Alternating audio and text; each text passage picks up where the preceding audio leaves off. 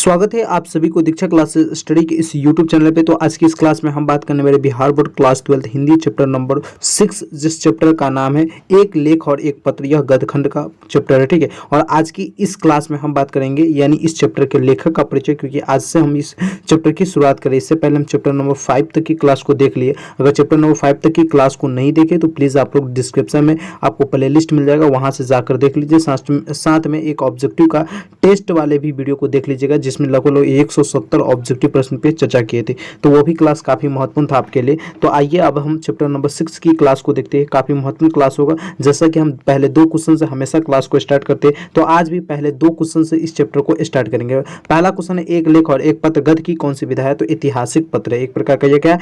पत्र है, तो कह सकते हैं ऐतिहासिक पत्र है, ठीक है। दूसरा क्वेश्चन है हमारा एक लेख और एक पत्र के लेखक कौन है? तो भगत सिंह हमारा है, शहीद भगत सिंह हमारा इसके लेखक भी है, ठीक है। तो आइए अब हम इस क्लास के लेखक का परिचय जानते हैं। काफी महत्वपूर्ण क्लास होगा, सो प्लीज आप सभी ध्यान से देखेंगे। इसके लेखक का परिचय अगर हम ध्यान से समझ लेते तो इसी से हमारे एग्जाम में सबसे ज्यादा क्वेश्चन आएगा। इस चैप्टर से बहुत कम क्वेश्चन पूछा जाता है, जितना ज्यादा लेखक के परिचय पूछा जाता है, ठीक है। तो यह चैप्टर काफी महत्वपूर्ण है आपके लिए पढ़ना। चलिए इसका लेखक का परिचय जानते हैं। हमारे भगत सिंह का परिचय जानते हैं। कहते हैं भारतीय स्वतंत्रता संग्राम के महत्वपूर्ण योगदान देने वाले अमर शहीद भगत सिंह का जन्म 28 सितंबर सन 1907 के दिन वर्तमान लायपुर पाकिस्तान, ये जो अभी वर्तमान में कहाँ है लायपुर पाकिस्तान में, वहाँ इनका जन्म हुआ था। इनका पैतृक गांव खटकरला गांव पंजाब में था, ठीक है। खटकरला गांव पंजाब इनका पैतृक गांव का नाम है, ठीक है। इस बात को समझिएगा। सबसे पहले यह समझिए कि कह रहा भारतीय स्वतंत्रता संग्राम में महत्वपूर्ण योगदान, यानी स्वतंत्रता संग्राम जब हमारा भारत स्वतंत्र हो रहा था उसमें काफी महत्वपूर्ण योगदान हमारे ये भगत सिंह दिए थे। इसीलिए अमर शहीद भगत, ये अमर हो गए थे यानी शहीद हो गए थे अपने देश के लिए, तो अमर शहीद भगत इसे कहा जाता है, ठीक है। इनका जन्म 28 सितंबर सन 1907 ईस्वी को हो। वर्तमान में इस जगह का नाम है लायपुर पाकिस्तान। इसका पैतृक स्थान जो इनके पूरे खानदान रखते हैं उनका नाम है खटकरला पंजाब में ये लोग रहते थे, ठीक है। इस बात को याद रखेंगे। दूसरा देखिए क्या कह रहा है, इनके माता का नाम विद्यापति, पिता का नाम सरदार किशन सिंह थे। यानी हमारे भगत सिंह के माता का क्या नाम था? विद्यापति थे, और पिताजी का क्या नाम था? तो सरदार किशन सिंह इनके पिताजी का नाम था। ये इसको याद रखना है, काफी महत्वपूर्ण है। इस ऑब्जेक्टिव में क्वेश्चन पूछे जाते हैं। आगे देखिए कह रहा है इनका संपूर्ण परिवार स्वाधीनता संग्राम में शामिल थे। कहने का मतलब स्वतंत्रता संग्राम में इनके पूरा परिवार चाचा मामा मामी सब भाई बहन सब यह लोग स्वतंत्रता संग्राम में शामिल थे। स्वतंत्रता संग्राम भारत को स्वतंत्र दिलाने में सहयोग कर रहे थे, ठीक। इनके पिता और चाचा अजीत सिंह लाला लाजपत राय के सहयोगी थे। इनके पिता भी और चाचा अजीत सिंह, इनके पिता का नाम अभी आपको जस्ट बता रहे थे सरदार किशन सिंह, और साथ में इनके चाचा अजीत सिंह लाला लाजपत राय के सहयोगी थे। यानी लाला लाजपत राय भी हमारे यानी स्वतंत्रता संग्राम में काफी महत्वपूर्ण योगदान दिए, तो उन्हीं के ये सहयोगी थे। यानी उनके सहयोग में ये जो भी चीज कहते थे लाला लाजपत का लाइक करने के लिए वो चीज यह करते थे, ठीक है। आगे देखिए कह रहा है अजीत सिंह को देश से निकाल दिया गया था, इसीलिए वे विदेश जाकर मुक्ति संग्राम का संचालन करने लगे। ये इनके जो चाचा जी थे भगत सिंह के चाचा अजीत सिंह को देश से निकाल दिया गया था, हमारे भारत देश से निकाल दिया गया था, ठीक है। अंग्रेज का उस समय शासन चल रहा था, अंग्रेज को जो मन कर रहा था वही कर रहे थे, तो इनको देश से निकाल दिया गया था। इसीलिए वे विदेश जाकर मुक्ति संग्राम का एक प्रकार का संचालन करते थे, इनको चलाते थे, और इससे अपने देश का आज़ादी के लिए बातें को सोचते थे, करवाते थे। सब कुछ विदेश से ही करते थे, ये अपने देश में नहीं थे क्योंकि इनको देश से निकाल दिया गया था, ठीक है। आगे देखिए कह रहा है भगत सिंह के छोटे चाचा सरदार स्वर्ण सिंह भी जेल गए, और जेल की यातनाओं के कारण सन 1910 में इनका निधन हो गया। कहने का मतलब हमारे ये भगत सिंह के छोटे चाचा जिसका नाम है सरदार स्वर्ण सिंह, यह भी जेल काफी बार गए, और जेल के यातनाओं के कारण इन्हें 1910 में इनका निधन भी हो गया। इनका निधन कब हो गया? 1910 ईस्वी में। पूछेगा आपसे कि सरदार भगत सिंह के चाचा छोटे चाचा का मृत्यु कब हुआ, तो आपको बताना पड़ेगा 1910 ईस्वी में इनका मृत्यु होगा। ये भी काफी बार जेल जा रहे थे क्योंकि स्वतंत्रता संग्राम में ये लोग स्वाधीनता संग्राम में पूरा का पूरा योगदान दे रहे थे, ठीक है। आगे देखिएगा भगत सिंह को फांसी चढ़ने के बाद उनके भाई कुलबीर सिंह और कुलतार सिंह को जेल में रखा गया, जहां वे सन 1946 तक रहे। इनके पिता भी अनेक बार जेल गए। हमारे भगत सिंह को फांसी की सजा दिया गया था, आपको मालूम ही होगा, ठीक है। उसके बाद उसके भाई कुलबीर सिंह तथा कुलतार सिंह भी कई बार जेल गए थे, जहां वे सन 1946 तक रहे, यानी कुलबीर सिंह और कुलतार सिंह भी जेल गए, जहां वो सन 1946 तक जेल में ही बिताए थे। इसको जब फांसी मिल गया था उसके बाद की बात कर रहा है, ठीक है। इनके पिता अनेक बार जेल गए, यानी भगत सिंह के जो पिता थे यह भी अनेक बार जेल गए। हमारे सरदार किशन सिंह भी काफी बार जेल गए थे, ठीक है। कह रहा है भगत सिंह के प्रारंभिक शिक्षा, आगे देखिए कह रहा है भगत सिंह के जो प्रारंभिक शिक्षा अपने गांव बंगा में हुआ था। इसके बाद लाहौर के डीएवी स्कूल में पढ़ाई की। कहने का मतलब भगत सिंह के जो प्रारंभिक जो शुरुआत की शिक्षा है वो अपने गांव बंगा में ही हुआ था। इसके बाद वह लाहौर में डीएवी स्कूल में आगे की पढ़ाई को इन्होंने किया था। आगे देखिए लेखक के परिचय में बताया जा रहा है कि बाद में नेशनल कॉलेज लाहौर से एमए किया। बीए के दौरान इन्होंने पढ़ाई छोड़ दी और क्रांतिकारी दल में शामिल हो गया। बाद में इन्होंने एमए किया तथा बीए की पढ़ाई जब कर रहे थे तो उसी समय इन्होंने क्रांतिकारी दल में शामिल हो गया और पढ़ाई को इन्होंने छोड़ दिया था, ठीक है। आगे देखिए कह रहा भगत सिंह का बचपन से ही क्रांतिकारी करतार सिंह सराबा और गदर पार्टी में विशेष लगाव था। यानी बचपन जो हमारे भगत सिंह थे इसे बचपन से ही क्रांतिकारी करतार सिंह जो क्रांतिकारी करतार सिंह थे और सराबा और गद्दार पार्टी से विशेष लगाव था। गद्दार पार्टी एक प्रकार का पार्टी चलता था जिसमें लोगों का गठन होता था, उसमें भी इनका काफी ज्यादा सहयोग था। आप क्लास 10 में गद्दार पार्टी के बारे में पढ़े होंगे या हिस्ट्री में पढ़ना पड़ता है, ठीक है। तो अभी हमको हिस्ट्री में जाना नहीं है, सिर्फ समझना है हमें। तो ये बचपन से ही हमारे भगत सिंह ऐसे थे जो क्रांतिकारी में काफी ज्यादा सहयोग करते थे। विशेष लगाव था उनको क्रांतिकारी से, काफी ज्यादा लगाव, क्योंकि इनका सारा परिवार स्वाधीनता संग्राम में लगे हुए थे। तो ये भी बचपन से उसी में इनको काफी ज्यादा मजा आता था, पढ़ने में उतना मजा नहीं आता था, ठीक है। करतार सिंह सराबा की कुर्बानी को उनके मन पर गहरा प्रभाव पड़ा, जबकि उस समय उनकी आयु महज 8 वर्ष थी। यानी करतार सिंह सराबा का कुर्बानी हुआ जिस समय उनका भी फांसी की सजा दिया गया, उस समय इसके मन पे गहरा प्रभाव पड़ा था, जबकि उस समय इनके आयु महज 8 वर्ष ही थे। यानी बचपन में ही इन्होंने देख लिया करतार सिंह का जब मृत्यु हुआ, ठीक है। करतार सिंह का मृत्यु हुआ तो इनका यानी उनके मन पे ना काफी ज्यादा गहरा प्रभाव पड़ा। होता है ना कि मान लीजिए बचपन में किसी का पिता मर जाएगा तो पिता मर जाएगा तो काफी ज्यादा प्रभावित होंगे। इसी प्रकार से जब करतार सिंह सराबा का कुर्बानी हुआ था, यानी उसको भी फांसी की सजा दिया गया था, उस समय है ना इनको काफी ज्यादा उनसे प्रभावित हो गए थे। वह बात इनसे हट ही नहीं रहा था, दिमाग में ये हमेशा चलता था, तो इनसे काफी ज्यादा यह प्रभावित हुए थे। आगे देखिए कह रहा है जब वे 12 वर्ष के थे तो जालियांवाला बाग का हत्याकांड हुआ। इस हत्याकांड का उनके हृदय पे गहरा प्रभाव पड़ा और वे वहां की मिट्टी लेकर क्रांतिकारी गतिविधियों में कूद पड़े। देखिए जब वे 12 वर्ष के, हमारे भगत सिंह 12 वर्ष के ही थे तो जालियांवाला बाग हत्याकांड हुआ था। आपको मालूम होगा जालियांवाला बाग हत्याकांड कब हुआ था? 13 अप्रैल 1919 ईस्वी को हुआ था। तो उस समय जब हुआ था ना, तो हमारे उस समय भगत सिंह केवल और केवल 12 वर्ष के थे और इनका प्रभाव है ना हमारे यानी इतना गुस्सा हो गए थे भगत सिंह बचपन में ही, 12 वर्ष की उम्र में ही बहुत ज्यादा हृदय पे इसको गहरा प्रभाव पड़ा था। यानी कहने को तो खूब दुखित हुए थे और इतना प्रभावित, इतना गुस्सा हो गए थे कि यह वहां के मिट्टी को लेकर क्रांतिकारी गतिविधियों में कूद पड़े। यानी क्रांति करने के लिए पूरी गतिविधि जहां पर भी क्रांति होता था उसमें सहयोग देना, क्रांति करना। यानी ये सोच लेते बचपन में कि अब हमको क्या करना है। ये जो 13 अप्रैल 1919 को यानी हुआ था जालियांवाला बाग हत्याकांड, इसके बाद ये सोच लिया था कि अब हमें इस देश को आजाद करवा लेना है, किसी भी तरीके से आजाद करवाना। तो अंग्रेजों से काफी ज्यादा लड़ाई लड़ते थे। आगे देखिए कह रहा है सन 1922 में चौरी चौरा कांड के बाद इसका कांग्रेस और महात्मा गांधी से मोह भंग हो गया। कहने को तो चौरी सन 1922 में क्या हुआ, चौरी चौरा का कांड हुआ, इसके बाद उन्हें कांग्रेस और महात्मा गांधी से इसका मोह भंग हो गया, यानी इनसे अलग हो गया, ठीक है। सन 1923 में हम घर छोड़कर कानपुर चले गए और गणेश शंकर विद्यार्थी के पत्र प्रताप से जुड़ गए। कहने का मतलब सन 1923 में इन्होंने क्या किया, घर छोड़कर कहाँ चले गए, तो कानपुर चले गए और कानपुर गए तो गणेश शंकर विद्यार्थी से यह पत्र प्रताप एक प्रकार के चलाते थे, वहां ये इन्होंने ज्वाइन कर लिया, उनके साथ रहने लगे, ठीक है। आगे कह रहा सन 1926 में अपने नेतृत्व में पंजाब में नौजवान भारत सभा का गठन किया। इसकी शाखाएं विभिन्न शहरों में भी थी। कहने का मतलब सन 1926 में भगत सिंह नौजवान भारत सभा का गठन किया। सन 1926 में नौजवान भारत सभा का गठन किया और यह इसकी शाखाएं यानी विभिन्न शहरों में थी। यानी यह जो संगठन बनाया, सभा बनाया, यह विभिन्न शहर में भी थे, भारत के काफी ज्यादा शहर में यह प्रचलित हो रहे थे। क्यों? क्योंकि यानी हमारे जो भगत सिंह थे यह हिंसा से चाह रहे थे कि हिंसा ज्यादा करते थे, क्योंकि हिंसा से ही रहने वाले व्यक्ति थे, तो चाहते थे कि हिंसा से ही लड़ेंगे लेकिन हम क्या करेंगे, अंग्रेजों को भगाएंगे और हम अपने देश को आजाद कराएंगे। हालांकि इनका बहुत अच्छा योगदान था, हमारे देश को आजाद कराने में बहुत अच्छा योगदान, इनके योगदानों को आज भी याद किया जाता है। कारण सन 1928 से 1931 से चंद्रशेखर आजाद के साथ मिलकर हिंदुस्तान समाजवादी प्रजातांत्रिक संघ का गठन किया और क्रांतिकारी आंदोलन में बड़े स्तर पर प्रारंभ किया। कहने का मतलब सन 1928 से लेकर सन 1931 चंद्रशेखर आजाद के साथ इन्होंने मिल गया और हिंदुस्तान समाजवादी प्रजातांत्रिक संघ का गठन किया, एक प्रकार का गठन बनाया जिस गठन का नाम दिया हिंदुस्तान समाजवादी प्रजातंत्रिक गठन यानी गठन बनाया और क्रांतिकारी आंदोलन में बड़े स्तर पर प्रारंभ यानी क्रांतिकारी आंदोलन में खूब बड़े स्तर पर भाग लेने लगे।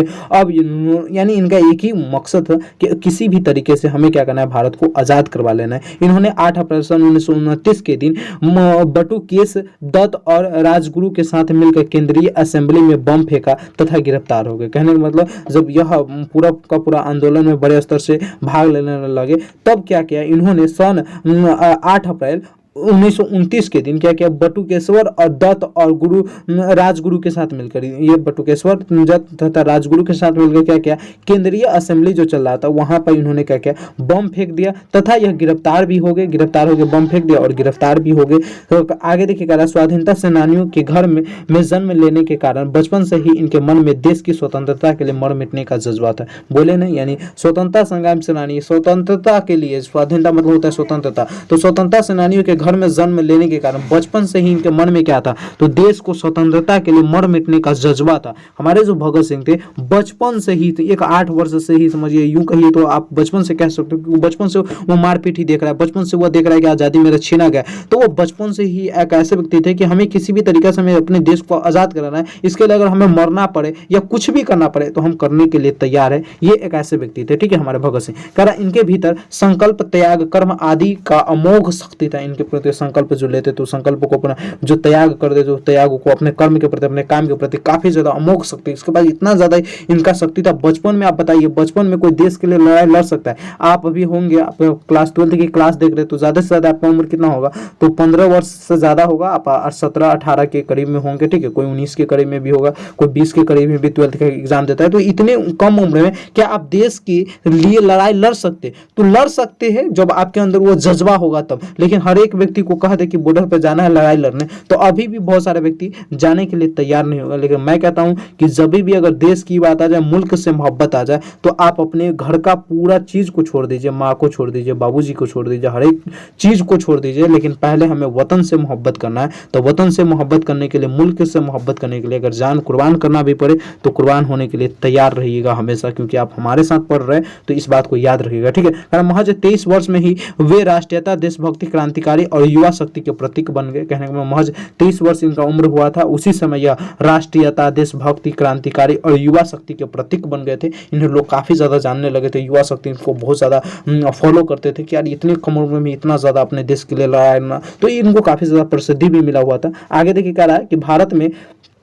माँ के इस महान सपूत को अनेक कष्टों के बाद 23 मार्च सन 1931 के दिन शाम 7:33 पर लाहौर षड्यंत्र केस में फांसी पर चढ़ा दिया गया। कहने का मतलब भारत के इस महान सपूत को अनेक कष्टों के बाद, बहुत सारे कष्ट दिया गया। उसके बाद 23 मार्च 1931 ईस्वी को 1931 को दिन था, दिन आपका नहीं दिया, यानी दिन शाम बज रहा था, शाम के 7:33 पे। आप देख सकते कौन दिन था, आप कैलेंडर पे देख सकते कि उस दिन सोमवार था या मंगलवार था, उसको भी देख सकते। लेकिन 23 मार्च 1931 ईस्वी को शाम के 7:33 पे हमारे भगत सिंह को षड्यंत्र केस में फांसी पर चढ़ा दिया गया। एक देश के लिए जो लड़ने वाले थे उनको फांसी पर चढ़ा दिया गया। और हमारे लिए यह बहुत ही दुर्भाग्य की बात है कि हमारे एक लाल को इस देश ने छीन लिया, यानी अंग्रेजों ने एक भारत के लाल को छीन लिया। आंख से आंसू आ गया यार, ये सब जब पढ़ते हैं ना तो सच में काफ़ी ज़्यादा परेशानी होता है। क्योंकि देखिए, एक ऐसे व्यक्ति जो मात्र 23 वर्ष की उम्र में अपने देश के लिए कुर्बान हो जाना, यह कितनी बड़ी बात है। और इसको फांसी पर सज़ा देना, 3 व्यक्तियों के साथ इसको फांसी पर सज़ा देना, और देश के लिए हंसते हंसते ये अपनी जान को कुर्बान कर दिए। तो इनसे हमें काफ़ी ज़्यादा सीखना चाहिए, इनकी काफ़ी ज़्यादा बुक है, इनको पढ़ना चाहिए और देश के लिए लड़ाई लड़ना चाहिए। हमारे देश कैसे बढ़े इसके लिए काफ़ी ज़्यादा हमें चिंतित होना पड़ेगा, ठीक है। क्योंकि देश आप कहते हैं कि हम अकेले करेंगे तो नहीं होगा। देखिए आप खुद सुधर जाएगा, दुनिया में कोई बुरे व्यक्ति नहीं है, सबसे बुरे आप है। इसलिए कबीर का दोहा आपको याद होगा। कबीर का दोहा क्या कहते हैं, बुरा जो देखन में चला बुरा न मिला कोई, जो दिल खोजा आपनो मुझसा बुरा न कोई। कहने का मतलब बुरा जो देखन में चला बुरा न मिला कोई, यानी जब हम बुरा को देखने, खराब इंसान को देखने चले, इस दुनिया में खोजने चले, तो बुरा न मिला कोई, कोई बुरा इंसान मिला ही नहीं। लेकिन जो दिल खोजा आपनो मुझसा बुरा न कोई, जब दिल के अंदर झांक कर देखा तो पता चला कि मुझसे बुरा कोई नहीं है। तो अगर आप सुधर जाते हैं तो दुनिया ऑटोमेटिक सुधर जाएगा। तो कोशिश हमें यही करना चाहिए कि पहले हमें खुद को सुधार लेना चाहिए, ठीक है। पहले अगर हम खुद को सुधार लेते हैं तो हम बहुत आगे बढ़ सकते हैं। इसलिए कबीर की दोहा, इस दोहा को याद रखिएगा, बुरा जो देखने में चला बुरा न मिला कोई, जो दिल खोजा आपनो मुझसा बुरा न कोई, ठीक है। आगे देखिए, कह रहा है भगत सिंह कोई साहित्यकार न थे, लेकिन इन्होंने काफी लेख लिखा जो निम्नलिखित है। कहने का मतलब भगत सिंह जो कोई साहित्यकार नहीं थे, कोई लिखने वाले नहीं थे, लेकिन काफी ज्यादा इन्होंने भी लेख लिखा जो निम्नलिखित है। तो अब हम भगत सिंह के परिचय को तो पढ़ लिए, ठीक है। अब इनके यानी इन्होंने जो चीज जिस चीज की रचनाएं की उसके बारे में पढ़ेंगे, ठीक है। भगत सिंह की रचनाएं, आइए भगत सिंह की रचनाएं के बारे में थोड़ा सा ध्यान से पढ़ते हैं। काफी महत्वपूर्ण रचनाएं इन्होंने किया। कह रहा है कि पंजाब की भाषा तथा लिपि की समस्या हिंदी में इन्होंने 1924 में इसको लिखा। विश्व प्रेम मलबाता में 1924 में प्रकाशित लेख में इन्होंने लिखा। साथ में मैं नास्तिक क्यों हूँ 1939 1931 में इन्होंने लिखा। अछूत समस्या, विद्यार्थी और राजनीति, सत्याग्रह और हड़ताले, बम का दर्शन, क्रांतिकारी भारतीय क्रांति का दर्शन आदि लेख इन्होंने लिखा। यानी इस सारे लेखों को लिखा है। इस लेख से आपके एग्जाम में 1 से 2 नंबर हर एक साल पूछा जाता है। कभी पूछेगा कि पंजाब तथा भाषा लिपि की समस्या कौन लिखा है, कब लिखा है, तो हमारे भगत सिंह लिखा है। कब लिखा, तो 1924 ईस्वी में लिखा। विश्व प्रेम कब लिखा, कौन लिखा, ये सारी चीज पूछा जाता है, ठीक है। मैं नास्तिक क्यों हूँ, इस बुक को अगर पढ़ने का मौका मिले तो मैं नास्तिक क्यों हूँ इसको पढ़ सकते हैं। अछूत का समस्या पढ़ सकते हैं, विद्यार्थी और राजनीति, ये सारे इनका दर्शन को पढ़ सकते हैं। लेकिन कुछ महत्वपूर्ण में जैसे मतलब विश्व प्रेम और आप मैं नास्तिक क्यों हूँ, ठीक है, अछूत समस्या, ये सब पढ़ सकते हैं। इससे है ना हमें काफी ज्यादा सीखने को मिलता है। आगे देखिए क्या कर रहा है, टिप्पणी एवं पत्र जो विभिन्न प्रकाशकों द्वारा भगत सिंह के दस्तावेज के रूप में प्रकाशित हुए। टिप्पणी एवं पत्र विभिन्न प्रकाशकों द्वारा भगत सिंह के दस्तावेज में भी बहुत सारी चीज प्रकाशित किया गया। आगे देखिए कह रहा है कि सचिन दयानंद सायनाल की पुस्तक बंदी जीवन और डॉन ब्रिन की आत्मकथा का अनुवाद भी सम्मिलित है। इसी में हमारे सचिनानंद बंदी जीवन के जो डॉन ब्रिन आत्मकथा भी इसके अनुवाद में सम्मिलित है, ठीक है। तो इस प्रकार से हमारे भगत सिंह की रचनाएं भी कुछ महत्वपूर्ण रचनाएं थे जिसके बारे में मैं बता दी। लेखक का परिचय बता दिए। लेखक का परिचय में हमने महत्वपूर्ण रूप से यही चर्चा की कि हमारे जो भगत सिंह थे कैसे व्यक्ति थे, बता दिए कि स्वतंत्रता संग्राम के लिए, स्वाधीनता के लिए इनके पूरा परिवार को ही जाना जाता था। स्वतंत्रता संग्राम यानी स्वतंत्रता संग्राम के लिए इनको परिवार को ही जाना जाता था। ये लोग पूरे स्वतंत्र होने के लिए देश में बहुत ज़्यादा हिंसा किए, हर एक जगह बम फेंकना, लड़ाई लड़ना, सब कुछ किया हमारे देश को बचाने के लिए। और अंततः क्या हुआ, जो अच्छे व्यक्ति होते हैं उसको इसे धरती पे कोई पसंद नहीं करता है और अंग्रेजों के बल्ले में आ गए और इनको फांसी की सज़ा भी सुना दिया गया था, ठीक है। तो फांसी की सज़ा जब इनको दिया गया तो उस समय यह 23 वर्ष के महज थे और उसी समय इनको फांसी की सज़ा दे दिया गया। तो यह हमारे लिए दुर्भाग्य की बात है कि हमारे एक लाल को उसी समय छीन लिया गया था। और थोड़ा बहुत कहा जाता है, जब आप पढ़िएगा तो कहेगा कि महात्मा गांधी का गलती था। महात्मा गांधी क्या करेंगे, थोड़ा सा उनका गलती तो था, लेकिन क्या करेंगे, देश को आज़ाद कराना था। अगर 3 व्यक्ति के चक्कर में देश आज़ाद नहीं होते तो यह भी गलत हो जाता है। इसलिए वह महात्मा गांधी कुछ करे नहीं, ठीक है। तो महात्मा गांधी को हेट नहीं दीजिए आप लोग। बहुत सारे बच्चे होते हैं जो कमेंट बॉक्स में सीधे महात्मा गांधी को हेट देते रहते, गाली उली बकते रहते, तो ये हेट नहीं दे सकते। इसलिए नहीं दे सकते कि ये अगर 3 व्यक्ति को बचाने के चक्कर में मान लीजिए देश आज़ाद नहीं होता तो क्या होता। ये 3 व्यक्ति को फांसी पर चढ़ गए, हंसते हंसते फांसी पर चढ़े, तो ये 3 व्यक्ति अगर चले गए हमारे इस भारत धरती को छोड़कर, लेकिन हमारा देश तो आज़ाद हो गया, तो ये हमारे लिए सौभाग्य की बात है, ठीक है। तो फिर मिलते हैं अगले क्लास में। जब तक ले जय हिंद जय भारत। ये वीडियो काफ़ी महत्वपूर्ण था। आप लोग प्लीज़ इस क्लास को 1 से 2 बार अच्छे से देखेंगे और अपने देश से प्रेम करेंगे। देश से प्रेम सबसे पहले, ठीक है। मुस्लिम हो, हिंदू हो या कोई भी धर्म के लोग हो, आप सबसे पहले देश से प्रेम कीजिए। आप धर्म के लिए लड़ाई न लड़िए, मैं यही कहूँगा। हिंदू मुस्लिम बहुत सारे लड़ाई लड़ते रहते हैं हमारे भारत में, ठीक है। ईसाई भी कभी कभी आ जाते हैं, कभी कभी जैन भी आ जाते हैं, बौद्ध भी आ जाते हैं। खास करके हिंदू मुस्लिम बहुत ज़्यादा लड़ाई लड़ते रहते हैं धर्म के लिए। तो प्लीज़ धर्म के लिए लड़ाई छोड़कर हम अपने देश से प्रेम करें तो बेहतर रहेगा। और वही बात मैं लास्ट में भी एक ही दोहा गा कर जाने की कोशिश करूँगा कि बुरा जो देखन मैं चला, बुरा न मिल कोई, जो दिल खोजा आपने, मुझसा बुरा ना कोई। आपसे बुरा इस धरती पे कोई नहीं है, आप अच्छे बन जाइए, दुनिया ऑटोमेटिक अच्छा दिखने लगेगा। थैंक यू सो मच, फिर मिलते हैं अगले क्लास में। जब तक के लिए जय हिंद जय भारत। वीडियो कैसा लगा प्लीज़ कमेंट बॉक्स में बताएंगे। कोई क्वेश्चन सवाल रह गया हो या कुछ भी रह गया हो तो आप लोग कमेंट बॉक्स में पूछेंगे या हमारे दिए गए व्हाट्सएप नंबर पर जरूर पूछ लेंगे। Thank you so much.